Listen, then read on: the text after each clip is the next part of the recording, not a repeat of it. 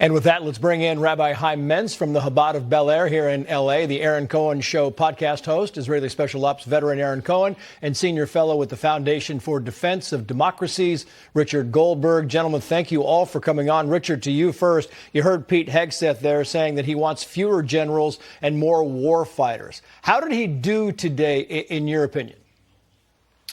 Well, I'll tell you, I'm a former Senate staffer. I've been through a lot of these.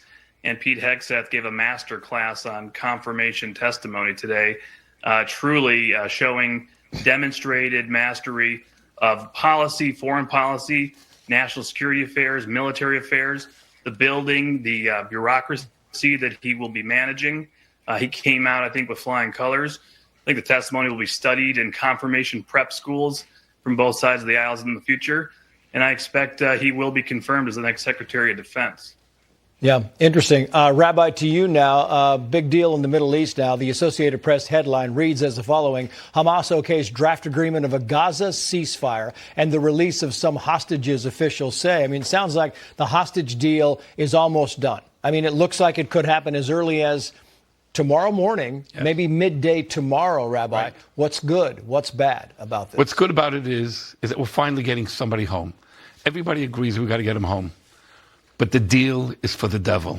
Tonight in Cinema City Square in Jerusalem, hundreds, if not thousands of people, families of hostages, said to Bibi, you do not have a mandate to go into this deal. A lot of Israelis are very upset. Why? You could have taken the same deal 7-8 months ago. Why did we have to? Why now? Someone is pressuring Bibi, get it done now.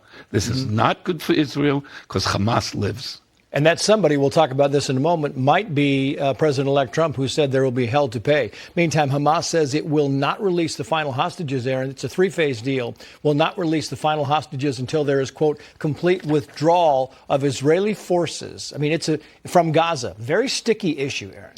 Yeah, so this is not black and white. Hostage release. Israel found out later in this campaign, and I think this is from my sources in Israel, Israel's security apparatus, their Mossad, the Shin Bet, the IDF, I believe that they went to the prime minister and said, look, we don't have the capabilities to perform hostage rescues anymore. Now that Sinwar's brother has placed suicide terrorists around the hostages. So that forces Israel into a political negotiation, which is part of the counterterrorism framework, Trace. Right.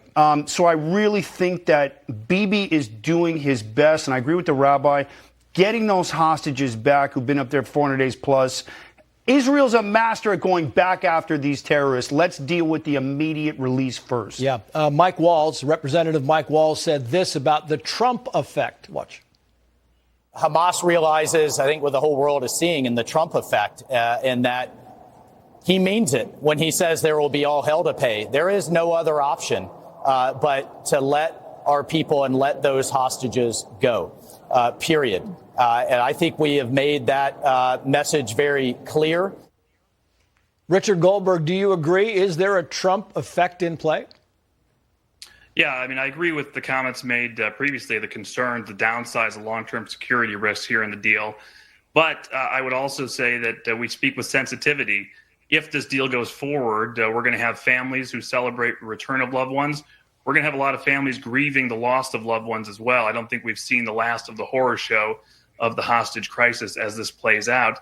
But to what Representative Waltz said, absolutely. I was in Israel just a couple of months ago, and it was clear to me that the Israelis have accepted this deal over and over again. It's been Hamas and its sponsors that have been playing games. Well, guess what? Yeah. The games came to an end the minute President-elect Trump said hell was going to be paid if they didn't take a deal. So I don't think there's an element of pressure on the Israelis here. The Israelis have accepted this deal multiple times. The equation is changed by the president saying, I'm going to bring holy hell down on Hamas and its sponsors unless this deal gets done.